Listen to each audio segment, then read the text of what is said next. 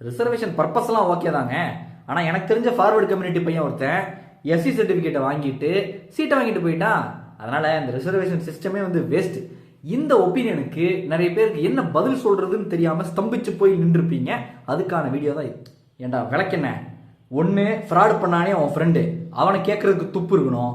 அப்படி இல்லைன்னா இந்த ஃப்ராடை என்கரேஜ் பண்ணது பத்தியா இந்த கரப்ட் சிஸ்டம், இதை கொஸ்டின் பண்றதுக்கு திராணி இருக்கணும். இந்த ரெண்டுமே இல்லாம யார் அஃபெக்ட் ஆகுறானோ, அதாவது யார் விக்டிமோ அவங்களுக்கு நியாயமா கிடைச்சிருந்திருக்க வேண்டிய ரைட்டை நீ வந்து வேஸ்ட்டுங்கிற, யூஸ்லெஸ்ங்கிற, ஜஸ்ட் பிகாஸ் கொளுத்து போன ஒருத்தன் ஃப்ராட் பண்ணிட்டு இருக்கான் அப்படிங்கிறதுக்காக. Make it make sense. இங்க எஸ்சிக்கு எஸ்சி சர்டிபிகேட் வாங்குறதும் எஸ்டிக்கு எஸ்டி சர்டிபிகேட் வாங்குறதுமே குதிரை கொம்பா இருக்குது.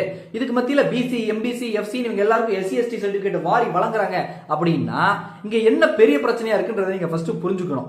இங்க இருக்கிற கரப்ட் சிஸ்டம் கொஸ்டின் பண்ணாம இங்க எதுவுமே மாறாது. சரிப்பா, இதுல இவ்வளவு பிரச்சனை இருக்குன்னு சொல்றாங்க இல்லையா, இவங்க ஆல்டர்னேட்டா என்ன ப்ரொபோஸ் பண்றாங்க அப்படின்னு கேட்டீங்கன்னா, எக்கனாமிக்கல் பேசிஸ்ல ரிசர்வேஷன் கொண்டு வந்துட்டா வந்து இந்த மாதிரி ஃபோர்ஜரி நடக்காது அப்படிங்கிறீங்கல்ல.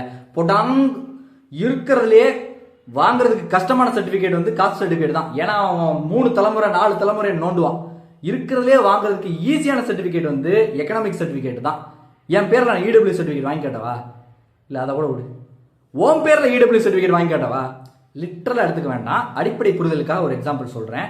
இப்போ ஒரு டீச்சர் இருக்காங்கன்னு வச்சுக்கோங்களேன், அவங்க எல்லாருக்கும் சாக்லேட் டிஸ்ட்ரிபியூட் பண்றாங்க. இப்போ ஏ செக்ஷன் பசங்க எல்லாம் வந்து சாக்லேட் வாங்கிக்கங்க அப்படின்னு சொன்ன உடனே ஏ செக்ஷன் இருக்க எல்லாரும் வந்து சாக்லேட் வாங்கிட்டாங்க. அடுத்து பி செக்ஷன் பசங்க எல்லாம் வந்து சாக்லேட் வாங்கிக்கங்க அப்படின்னு சொல்லும்போது ஏ செக்ஷன்ல ஆல்ரெடி சாக்லேட் வாங்கின ஒரு பையன் டீச்சருக்கு ரொம்ப வேண்டியவன், ரொம்ப நெருக்கமானவன் அப்படிங்கிற காரணத்தினால அவன் என்ன பண்றான், நைஸா அந்த பி செக்ஷன் கூட்டத்துக்கு நடுவில் போயிட்டு மிங்கிளாகி எக்ஸ்ட்ரா சாக்லேட் வாங்க பார்க்குறான்.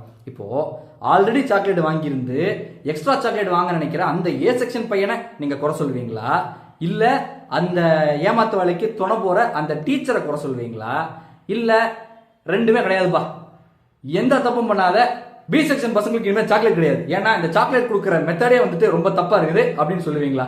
நீங்க பேசுறது அப்படிதான்டா இருக்குது. சாக்லேட் கொடுக்கறதுனால தானே இந்த பிரச்சனையே வந்திருக்குது. சாக்லேட்டே கொடுக்கலன்னா இந்த பிரச்சனை வராதுல்ல. பாஸ், நீங்க சீப்பா போட்ட பிளான் நான் சீப்பை வச்சே முடிச்சேன் பாத்தீங்களா? ஏன்னா மூக்கு புடப்பா இருந்தா சில நேரத்துல இப்படி எல்லாம் யோசிக்க தோணும் கொஞ்சம்.